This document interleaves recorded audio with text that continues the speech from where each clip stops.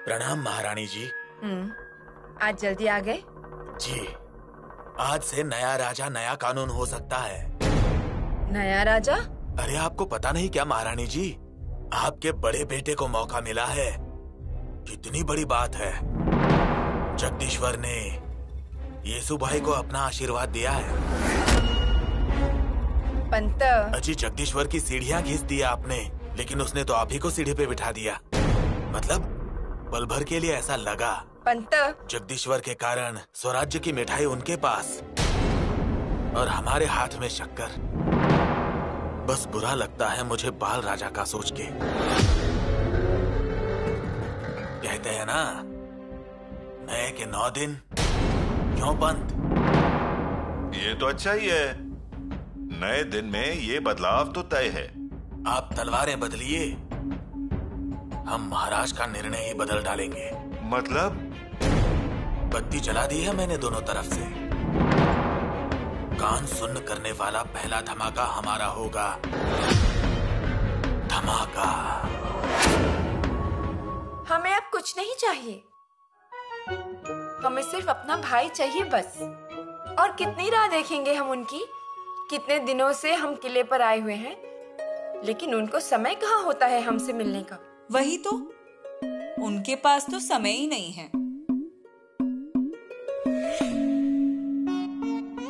ये सब आप ही की वजह से हो रहा है भाभी। क्या हुआ? आज इतने गुस्से में क्यों हैं आप? देखिए ना माताश्री, आज हमने शीरा बनाया, काजू और बादाम भी डाला, भोजन में लापसी भी बनाया। कल हमने शंभू भाई को बताया था कि हम उनके साथ ही भोजन करेंगे, फिर भी भाई गायब। हमने सुना कि वो बगीचे में है, इसलिए हम वहाँ भी गए, लेकिन वहाँ जाकर पता चला कि वो शस्त्र गृह चले गए हैं। भाग भाग के हम शस्त्र गृह की ओर गए। वहाँ गए तो पता चला कि भाई सैनिकों के साथ चले गए। और सिर्फ आज ही नहीं, रोज ऐसा ही करते हैं। यहाँ हम अपनी जान देने के लिए तैयार हैं और वे हमारे साथ पानी पीने के लिए भी समय नहीं निकालते।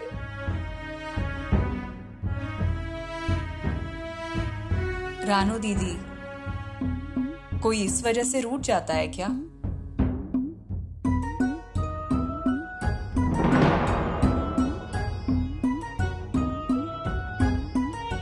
बहुरानी, बहन भाइयों का यूं ही रूठना मनाना जैसे कि दूध में आया हुआ उबाल।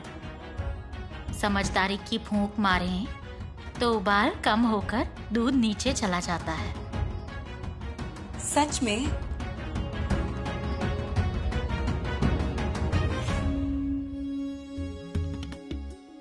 पर ये सब देखकर ना बहुत अच्छा लगता है। बहन ऐसे ही रूठती रही और भाई उन्हें मनाते रहे, और यही एकजुटता घर बाहर सब जगह होनी चाहिए। इसी में सभी की खुशियां होती हैं। माताश्री, अगर हमें कोई चोट लगे तो दर्द भाई को होना चाहिए, उन्हें तकलीफ होनी चाहिए, और ऐसा होने के लिए एकता होनी चाहिए। बहनों बहनों में माया, भाई भाइयों में प्रेम, यही है हमारा असली धन। सच कहा आपने माताश्री। रानी माँ ने हमें क्या सिखाया है? मिलकर रहना है ना। वो कहती थी, रूठिए, गुस्सा होइए, चिढ़ जाइए, पर एकता से रहिए। इसीलिए तो हमारे घर में ना कभी झगड़े हुए, ना कभी कोई गुस्सा हुआ। बर्तन से बर्तन तो हर घर में टकराते हैं, पर बर्तनों को भी इकट्ठा रखें तो उन्हें समझ में आता है कि यहाँ एक दूसरे से झगड़ के कोई फायदा नहीं। एकदम सच कहा आपने माताश्री। इसीलिए हम कह रहे हैं कि अपने भाई से रूठिएगा मत। आपसे मिलने के लिए समय नहीं है तो रहने दीजिए।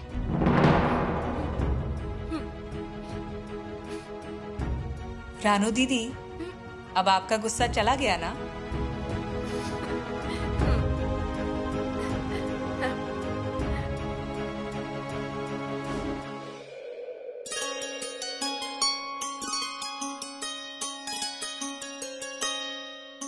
वाह महारानी जी, आपके हाथों में तो बचपन से ही स्वाद है। अरे भैया, आप हमें महारानी क्यों बोल रहे हैं? आप हमारे महल में हैं। बहन बोलिए या सोयरा बोलेंगी तो भी चलेगा। अब ऐसी बात है कि नियम का उल्लंघन करने जैसा है। भैया, यहाँ हम महारानी नहीं और आप सरसेनापति नहीं। यहाँ हम भाई और बहन हैं। ठीक है, बाकी लड्डू बहुत स्वादिष्ट हैं। महाराज दक्षिण के मुहिम पर जा रहे हैं ना, इसलिए बनाए हैं। तभी इतने स्वादिष्ट बने हैं। ठीक है, लेकिन लड्डू की मिठास आप ही बनाए रखिएगा आखिरी तक। अब ये कहने वाली क्या बात हुई? रहेंगे ही, उसका स्वाद ही मीठा है, उसमें कोई बदलाव नहीं हो सकता। महाराज किसी भी बात को बदल सकते हैं। अब यही देखिए ना, हमें ऐसा लगा था कि मुहिम की जिम्मेदारी आपके कंधे होगी, परंतु अब आपको शंभू राजा के नेतृत्व में ही लड़ाई करनी होगी। जी हाँ। क्या लगता है आपको शंभू राजा के बारे में? क्या लगता है हा? अरे महारानी जी, आपने उन्हें जंग के मैदान में नहीं देखा। वो तो बिल्कुल आग की लौ जैसे हैं। ऐसे शत्रु पर वार करते हैं कि बिजली की रफ्तार भी फीकी पड़ जाए। इसलिए तो उनके पीछे उनके एक इशारे पर पूरी की पूरी फौज अपनी जान निछावर करने के लिए तैयार रहती है। लेकिन मुहिम साल 1.5 साल तक चलेगी। उन्हें संभालने आएगी?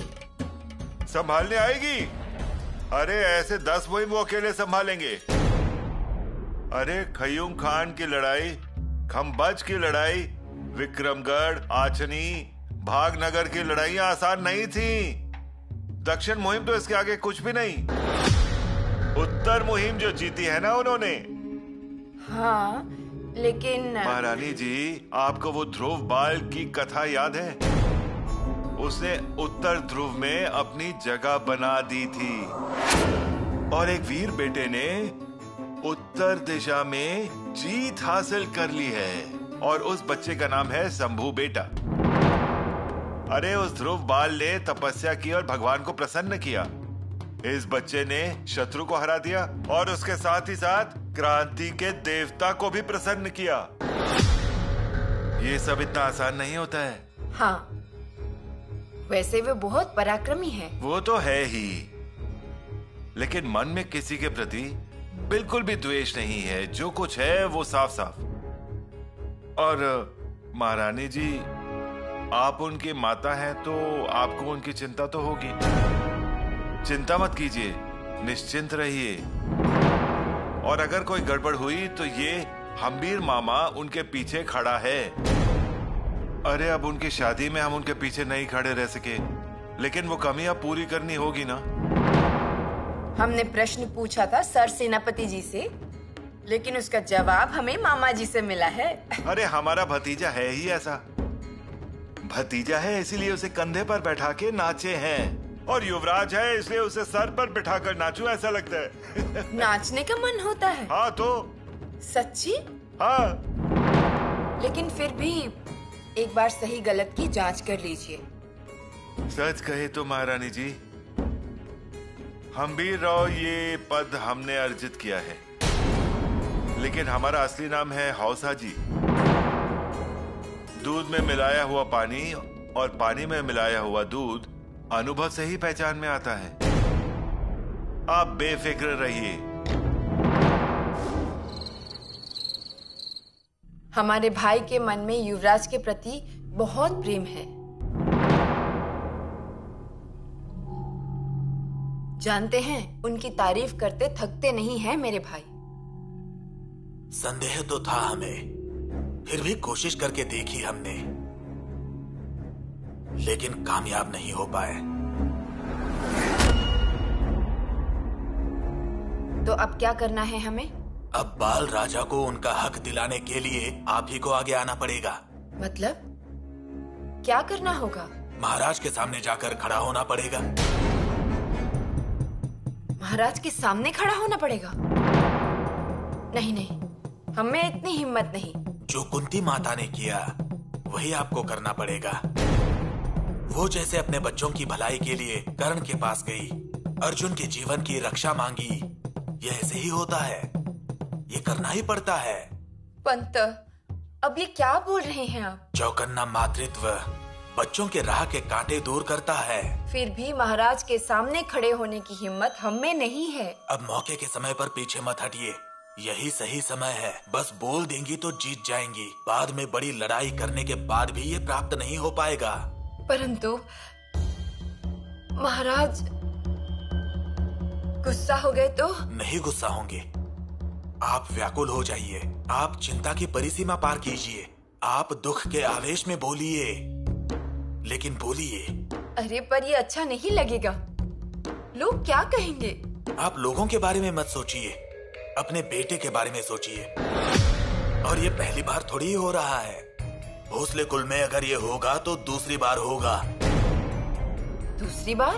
हाँ, मतलब शाहजी राजा ने दक्षिण का राज्य अपने बड़े बेटे को, यानी आपके बड़े जेठ जी संभाजी राजा को दिया, और छोटे शिवाजी राजा को महाराष्ट्र देश भेज दिया।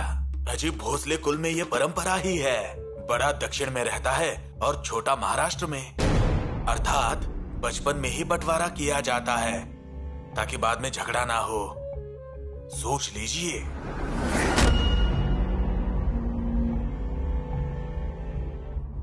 लेकिन शंभू राजा के बारे में ऐसा बुरा हम नहीं सोचते, हमारे मन में तो ऐसा है भी नहीं। उल्टा सबका भला हो, बाल राजा को स्वराज्य का सिंहासन मिले, बस यही तो एक छोटी सी इच्छा है। मतलब बंटवारा करना ही होगा, सीधा सीधा बंटवारा मांगना होगा। हाँ, साफ तौर पे बंटवारा मांग लीजिए। अजी एक ही समय 2 राज्य खड़े हो जाएंगे ना, तो ये स्वराज्य के लिए बहुत अच्छी बात है। लेकिन बंटवारा मांगना मतलब? बंटवारे की मांग करनी पड़ेगी। मतलब कौन कितने पानी में है ये पता चल जाएगा।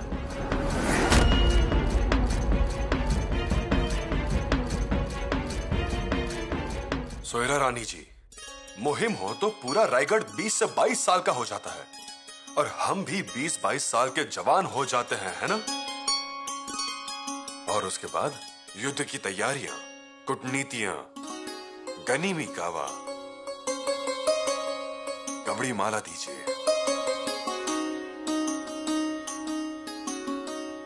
रानी जी, कवड़ी माला।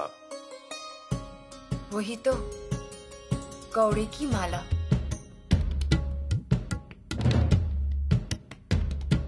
सोयरा रानी जी, हम कवड़ी की माला मांग रहे हैं। हाँ,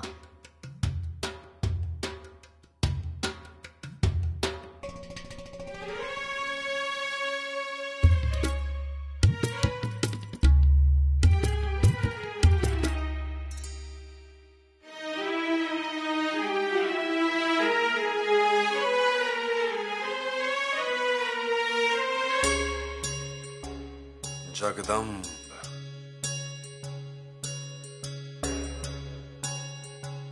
बहुत ही जोश आ जाता है, बदन में बिजली दौड़ जाती है। घोड़े की दहाड़, हाथी की दहाड़, तलवार की वो आवाज से मन विचलित हो जाता है। रानी जी, कड़ा दीजिए।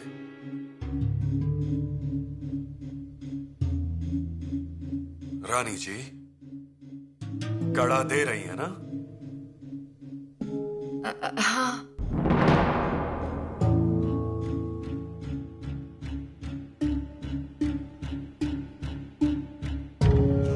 क्या हुआ रानी जी? आज हमेशा की तरह ध्यान नहीं दे रही हैं। सब ठीक तो है? हाँ हाँ, मतलब हमने आपसे कड़ा मांगा, पर हम आपकी बातों में ही घूम गए थे, माफ कीजिएगा।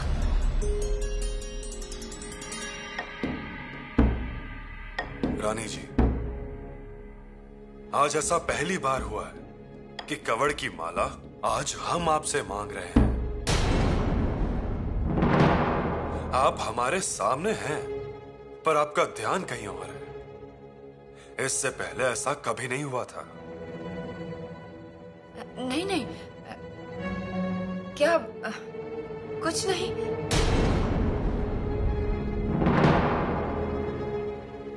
हमारी तरफ देखिए। क्या हुआ? कहा ना देखिए। देखिए क्या हुआ है, बोलिए। नहीं, हम आप हमारे सामने हो, लेकिन हमारे साथ नहीं हो।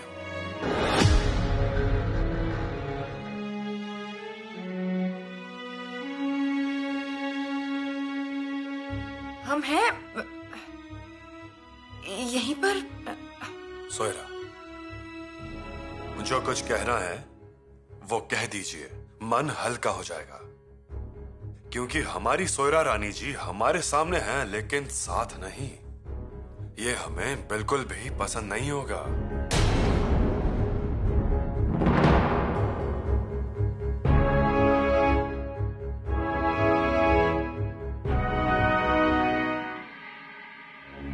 अनाजी पंत, हम जो कुछ भी कर रहे हैं वो सही है ना? मोरो पंत, आप बार बार चिंतित मत होइए। लेकिन आज महारानी जी बात छेड़ेंगी, महाराज से बात करेंगी। बहुत चिंता हो रही है। अजी, महारानी जी का आधार हम लोगों को ही है, उसकी चिंता आप मत कीजिए।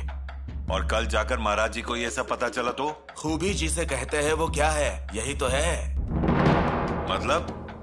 अब मुझे बताइए, यहाँ है पर दिखता नहीं। हवा। वही हवा, 5 दरवाजे। बांसुरी। वही बांसुरी जमीन पे लगाओ। लकड़ी। उसी लकड़ी से दही का मंथन कीजिए। घुटनी। बस इसी को कहते हैं खूबी। खूबी से चलेंगे ना तो परेशानी 100 कोस तक करीब नहीं आएगी हमारे। इसलिए हमें भी वक्त के साथ बदलना होगा। बदलेंगे मगर आप बस खूबी को अपनाइए। अपना ली? क्योंकि किसी भी हालत में कामयाबी को शंभू राजा के हाथ में आने नहीं देना है। माताश्री, माताश्री, माताश्री, आप यहाँ हैं? हम कब से आपको ढूंढ रहे हैं। आइए आइए, बैठिए। भागते हुए आई हैं? ये देखिए, हम आपके लिए क्या लेकर आए हैं।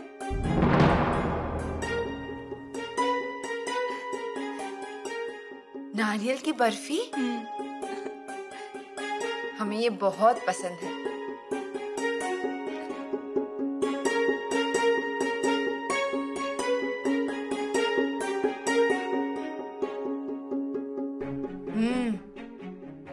बहुत अच्छी बनी है। और लेकर आ जाएं, बहुत सारी बनाई हैं। नहीं नहीं, आप खाइए। युवराज के लिए बनाई थी। हमें कह रहे थे कि अब हम मुहिम पर जा रहे हैं, फिर वहाँ हमें आपके हाथ का स्वाद चखने को नहीं मिलेगा। इसलिए उनके लिए सुबह शाम खास पकवान बनाते हैं हम। उनके साथ भी भेज देंगे। बहुत अच्छे। हम भी महाराज के लिए कुछ कुछ ऐसा करते थे। और अभी भी करते हैं।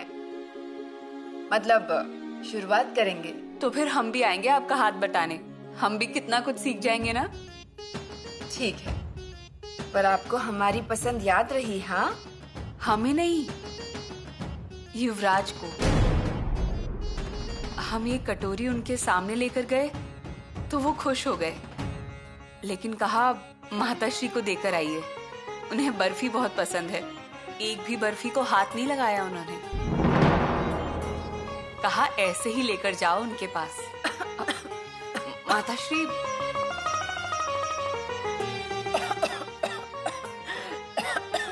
पानी लीजिए। हमारे याद रखिए। आराम से।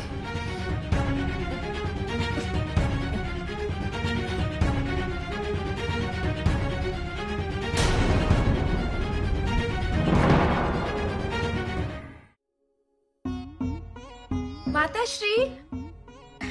रानू, आप क्या हुआ? आप क्यों आई हैं? वो 2 दिन से माता श्री एकदम शांत है, बात भी नहीं कर रही हैं। वही तो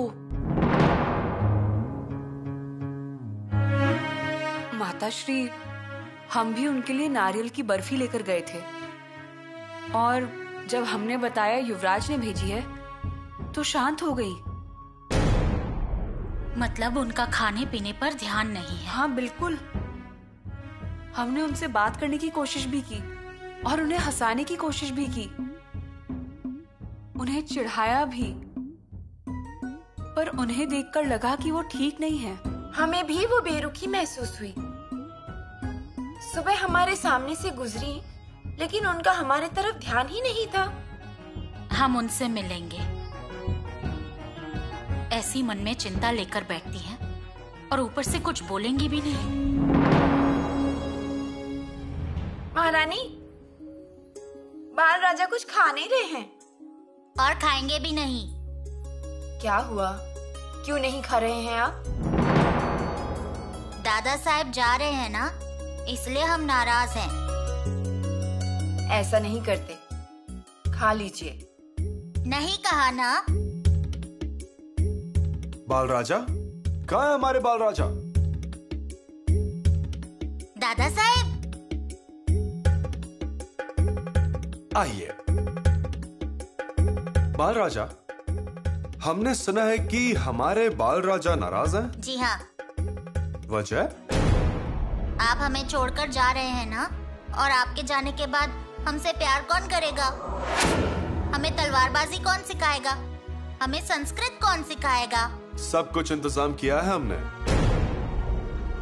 माता श्री बाल राजा को संस्कृत सिखाने के लिए अच्छे ज्ञानी पंडित बुलाएंगी और शस्त्रों का ज्ञान देने वाले भी अब गढ़ पर आ पहुंचे हैं और वो इतने प्रतिभावान हैं कि हमारे वापस आने तक आप हमसे भी बेहतर तलवारबाजी करने के लायक हो गए होंगे। सच? पर उसके लिए आपको नियमित अभ्यास करना पड़ेगा। सुबह जल्दी उठना पड़ेगा, कसरत करनी पड़ेगी और भाखरी खानी पड़ेगी। जी, हम खाएंगे। लेकिन अभी आप भूखे हैं, उसका क्या? बाल राजा, आपने अभी तक खाना नहीं खाया? नाराज है तो खाना कैसे खाएंगे? किससे नाराज हो आप? आपसे। हमसे? अच्छा, फिर ठीक है, हम ही आपको खिलाएंगे। हमने भी कुछ खाया नहीं अभी तक। चलिए। चलिए। एक और बात, हम जब यहाँ नहीं होंगे तो ऐसे नाराज नहीं होना है। माता श्री को कभी भी तंग नहीं करना है। नहीं करेंगे। अनुशासन में रहोगे? हाँ, रहेंगे। फिर वचन दीजिए। वचन। चलिए।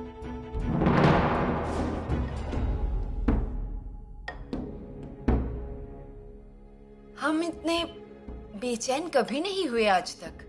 बाल राजा के भविष्य की चिंता ये कभी करने की सोची ही नहीं, और करने का सोचे भी क्यों? जिस पुत्र के पिता छत्रपति हैं, उसे किस बात की चिंता? फिर भी कभी कभी लगता है, कभी कभी क्या लगता है, किस बात की परेशानी है तुमको? बाल राजा का भविष्य, कहीं वो कभी अकेले न पड़ जाए, कहीं खुशियां उनसे दूर न हो जाए, जन्म से वो छोटे हैं तो छोटे ही न रह जाए, और फिर उनके छोटे युवराज होने का ये दुख क्या बाल राजा सहन कर पाएंगे, या उसी दुख में हमेशा की तरह शक्कर बांट के ही खुशी ढूंढेंगे? कितनी बार हमने उन्हें समझाया, लेकिन वो कभी अपनी जिद छोड़ते ही नहीं। वो खुशी में शक्कर बांटते हैं, शंभू राजा की विजय में नाचते रहते हैं, और अगर ऐसा ही चलता रहा तो वो अपने जीवन में कभी कुछ नहीं कर पाएंगे, और उनका भोलापन असहायता के कारण चलता ही रहेगा, और एक माँ होने के नाते हमें ये कभी सहन नहीं होगा। हमें भी लगता है हमारा बेटा होशियार बने, तेजस्वी बने, जहाँ से भी राजा राम गुजरे वहाँ पे लोग कहें, देखिए छत्रपति के सुपुत्र, उनके जैसे ही पराक्रमी। राजा राम को छत्रपति का नाम रोशन करना चाहिए, ऐसा हमें लगता है। आपको क्या लगता है?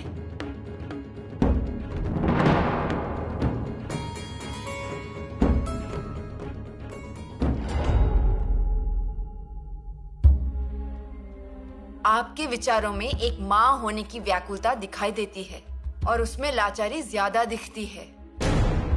राजा राम राजा अकेले क्यों होंगे? खुशियां क्यों उनसे दूर हो जाएंगी? राजपुत्र हैं वो, युवराज हैं। छोटे हुए तो क्या हुआ, महाराज भी तो छोटे थे, लेकिन उनके काम काजों में कभी उनके छोटे होने का एहसास दिखा? राजा राम राजा असल में राम राज्य खड़ा करेंगे। इतना ही नहीं, वो भी सवाई शिवाजी राजा करके कीर्ति प्राप्त करेंगे। और वो जब युद्ध से लौटेंगे तो उनके पराक्रम के वजह से लोग शक्कर बांटेंगे। स्वराज्य की प्रजा उनके आगे पीछे रहेगी, उन्हें प्रणाम करेंगे, उनके सामने सदा नमन रहेंगे और राजा राम राजा सदा यशस्वी रहेंगे। ये सब देखकर आपको कितनी खुशी होगी।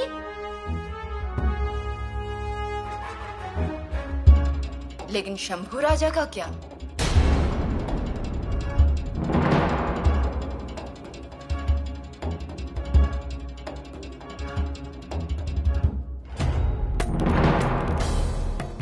वैसे देखा जाए तो हमारा भी दिल टूटता है। हमारे बच्चे ने हमें कभी दूर नहीं किया, कभी हमें सौतेलेपन का एहसास नहीं दिलाया, आने भी नहीं दिया। जब वे आगरा गए थे, बाल राजा से केवल साल भर बड़े होंगे, लेकिन सिर्फ हमारे कहने पर वो शॉल लेकर आए। इतनी ठंड, सर्दी, फिर भी शॉल लेकर ही आए।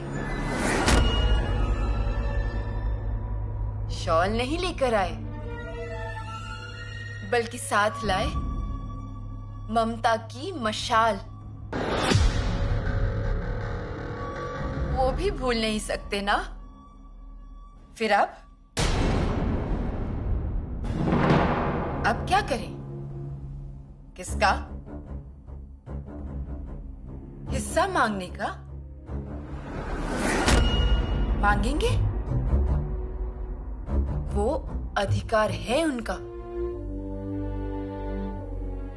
बाल राजा का भविष्य है उसमें।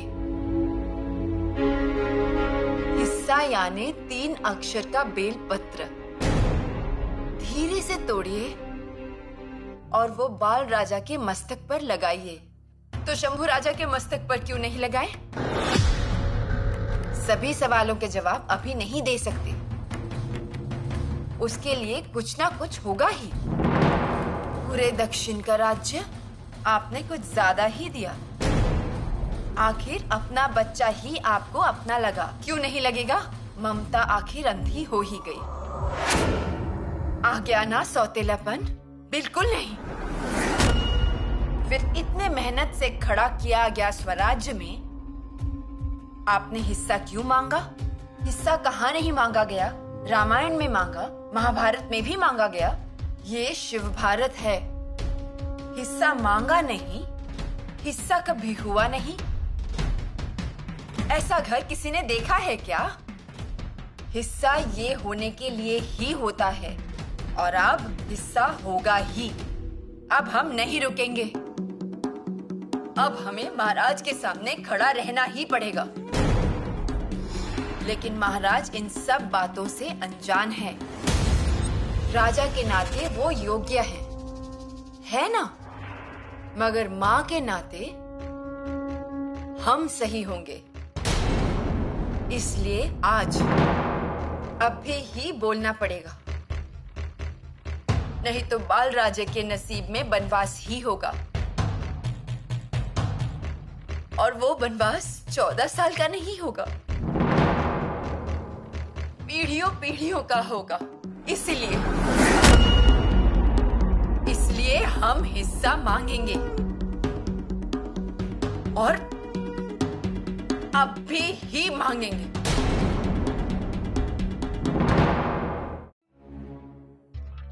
महाराज, महारानी जी आने की अनुमति चाहती हैं। महारानी जी, अर्जी देकर बुलाइए उन्हें।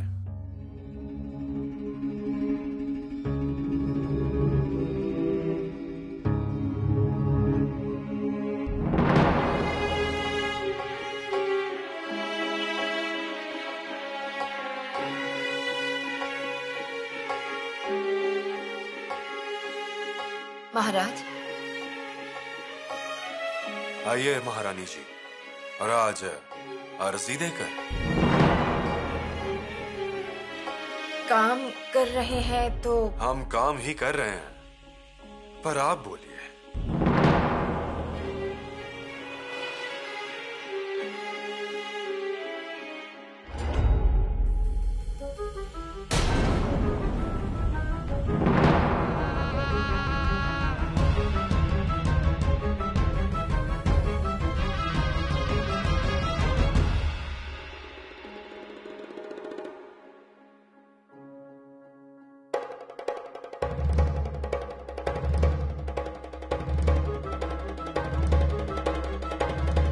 हम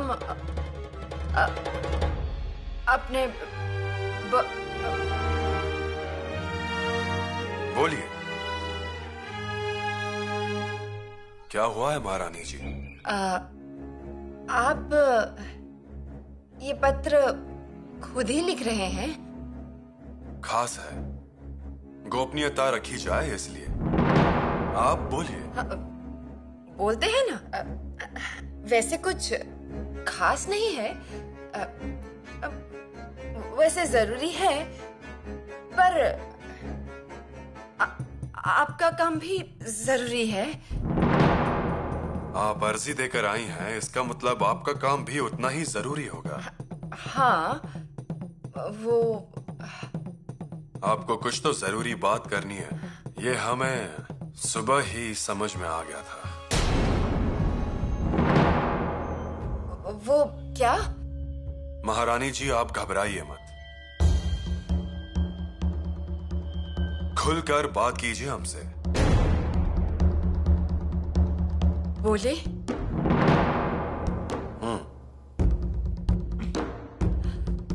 महाराज, माफ कीजिए, कचहरी में बहिर्जी नायक आए हैं। बहिर्जी हैं? जी, तुरंत मिलना चाहते हैं आपसे।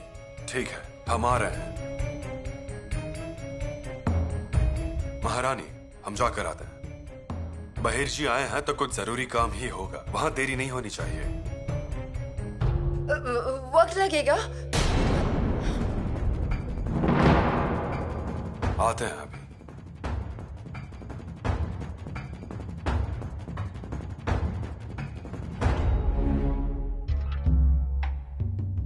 मोरोपंत, क्या देख रहे हैं इतने ध्यान से?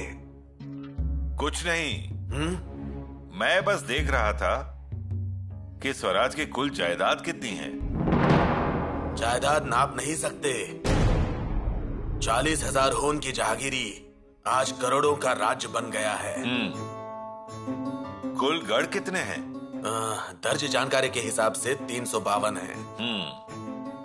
बड़ी संख्या है, लेकिन उसमें भी जलदुर्ग, भुईकोट किला, पहरेदारी का किला, पहाड़ी किला और लड़ाऊ किला, ये सारे जोड़ने पड़ेंगे इसमें। जी हाँ। उसके साथ जमीन कितनी है, स्वराज में राज्य कितने हैं, गांव कितने हैं? नजीब, वो तो मुझे मुंह जुबानी याद है, आप उसकी चिंता मत कीजिए। लेकिन अब इस सब की हिस्सेदारी होगी ना। वो वक्त नहीं आएगा। हाँ, शंभू राजा ने अगर दक्षिण का राज्य नकार दिया, तब स्वराज्य का बंटवारा होना अटल है। लेकिन अनाजी पंत, अब आप इसमें कोई खोट निकालेंगे, वो मत निकालिए। खोट नहीं निकाल रहा हूं मैं। मुझे चिंता बस एक ही बात की है कि महाराज को ये सब करना चाहिए। करना ही चाहिए। हाँ, लेकिन अनाजी पंत, स्वराज यानी महाराज जी का जीवन है।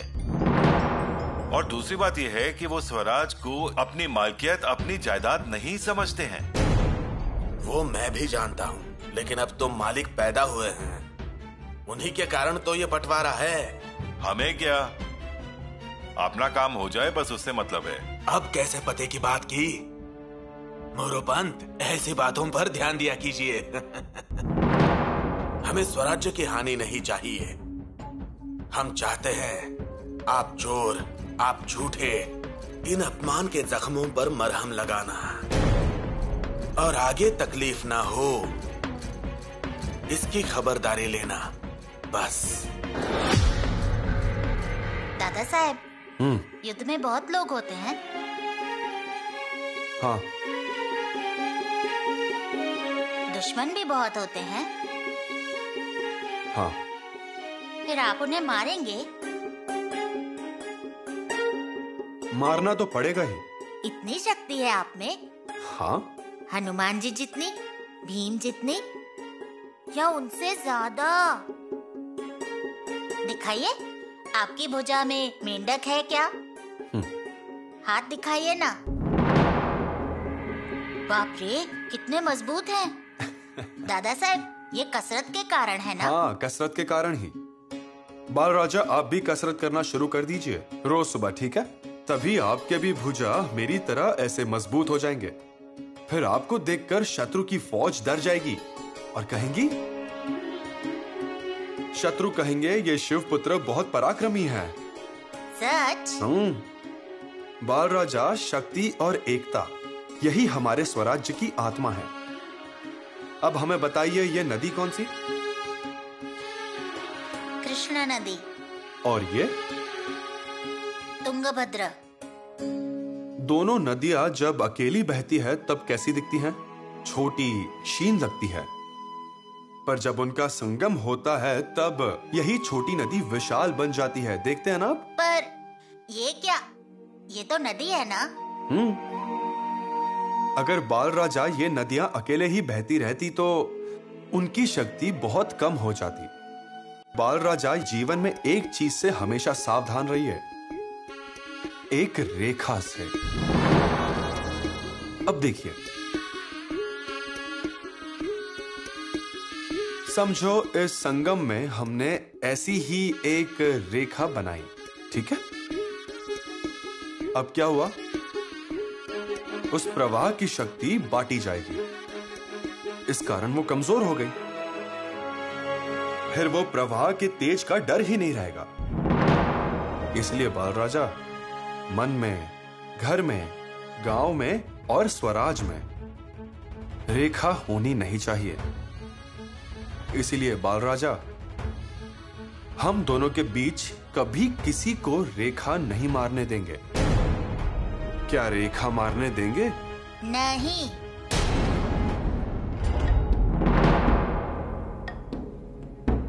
महारानी, आप अभी तक यहीं? हाँ, मतलब आपका कक्ष ठीक कर रहे थे। बहुत दिन से हमने कुछ किया नहीं ना, उसी में वक्त निकल गया। ये अच्छा किया।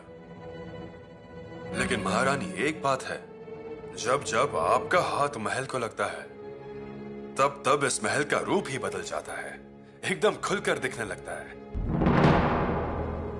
ध्यान दिया तो होता है, ध्यान न दिया तो सब चीजें अच्छी होकर भी ना के बराबर दिखती है। वो भी सच है। आपको कुछ बात करनी थी, बोलिए। हाँ, वो बात तो करनी थी, पर एक के बाद एक मुहिम में व्यस्त हैं आप। दक्षिण की मुहिम। महाराज ने एक काम अच्छा किया है, युवराज के सर पर हाथ रखा। देखते देखते वो शिखर पर जा पहुंचे, नेतृत्व दिया। ये भी एक तरह से अच्छा ही हुआ। बच्चे जल्दी ही आगे बढ़ने चाहिए। अब आपने बिल्कुल सही कहा महारानी। मतलब अजिंक्य तारा पर इतनी बड़ी बात हुई, महाराज को बहुत तकलीफ हुई थी। वो तो हमारा पुनर्जन्म ही था।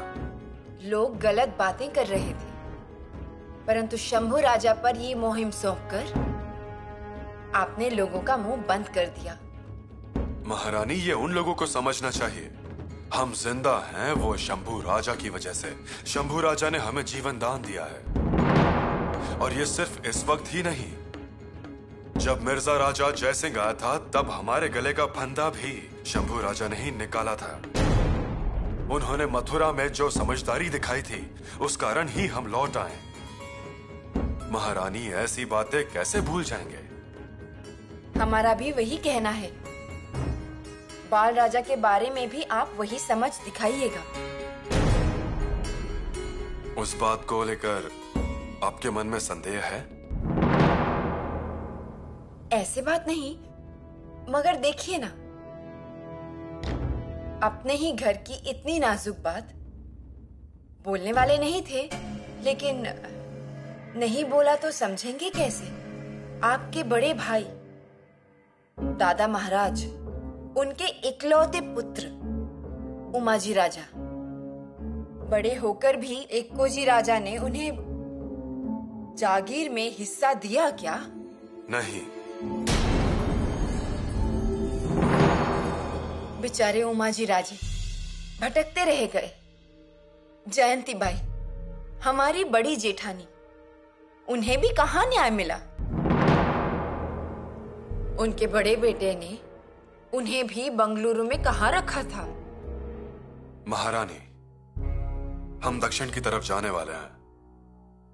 उस वक्त हम एकोजी राजे को मिलकर ये सभी बातें सुलझा लेंगे। आखिर कुछ भी हो, ये राज्य भी महाराज जी ने ही निर्माण किया है। उस पर उमाजी राजे का भी बिल्कुल हक है, और हमारे भाई ने भी तो उसके लिए ही बलिदान दिया। तो उमाजी राजा के बच्चों को हिस्सा तो मिलेगा ही। महाराज, आप दूर की सोचते हैं, न्याय से देखते हैं। यहां भी उसी तरह सोचिएगा। मतलब हमें डर लग रहा है। मतलब शंभू राजा स्वराज के सारे अधिकार जैसे उनके ही पास हैं, ऐसा बर्ताव करते हैं। सभी फैसले वे ही लेते हैं, सब जगह उन्हीं की मर्जी, सभी जगह वो। इन सब में बाल राजा कहाँ है? उनका भविष्य का क्या? उनका भविष्य